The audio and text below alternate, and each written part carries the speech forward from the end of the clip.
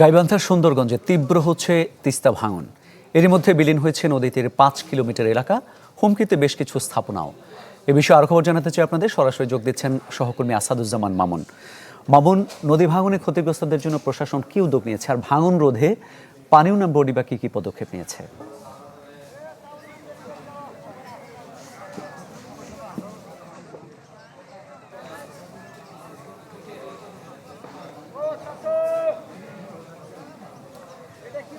মামুন, শুনতে পাচ্ছেন নিশ্চয়ই? হ্যাঁ, আমি এই মুহূর্তে আছি গাইবান্ধা সুন্দরগঞ্জের যে ভাটি কাপাসিয়া ইউনিয়ন আছে, সেই কাপাসিয়া ইউনিয়নে ভোরের পাখি গ্রামে রয়েছে। এখানে গত 24 ঘন্টায় কিন্তু যে তিস্তা নদী রয়েছে, সেই তিস্তা নদীর ভাঙনে প্রায় 1.5 শতাধিক বাড়িঘর কিন্তু নদীগর্ভে বিলীন হয়েছে।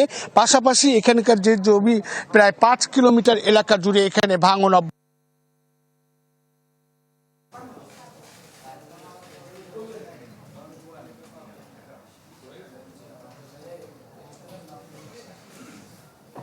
এটা কিছু ভাঙনের পদ্ধতিতে এবং এখানকার আবাদি ফসল থেকে নদী গর্ভে বিলীন হয়েছে।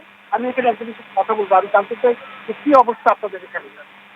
আমাদের সুন্দরবন থানার 15 নং কাপাসি ইউনিয়ন, যেটা হচ্ছে আপনার 4 নম্বর ওয়ার্ড ভোরের পাখি। এখানে আজকে থেকে 10 দিন আগেও ভালো ছিল, তখন আমি পানি উন্নয়ন বোর্ডকে জানানোর চেষ্টা করছি, অনেক অনুরোধ করছি, কিন্তু কোনো দুঃখজনক সত্য না, শুধু দুইটা নৌকে বোট ফেলে চলে, ভালো ফেলে চলে গেছে, বোট ফেলে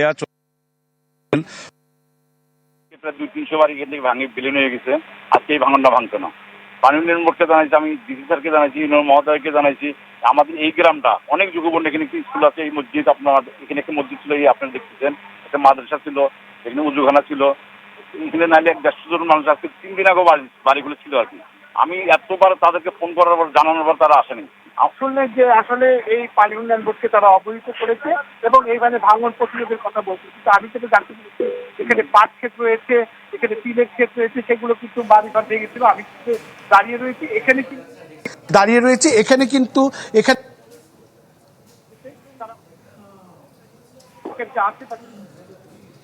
গাইবান্ধার সুন্দরগঞ্জে নদী ভাঙনের খবর জানাচ্ছিলেন সহকর্মী আসাদুজ্জামান মামুন। নগদ নিয়ে এলো হার না মানা হার অফার। সর্বনিম্ন 10,000 টাকা রেমিটেন্স নগদে পাঠালে থাকছে স্বর্ণের হার জেতার সুযোগ।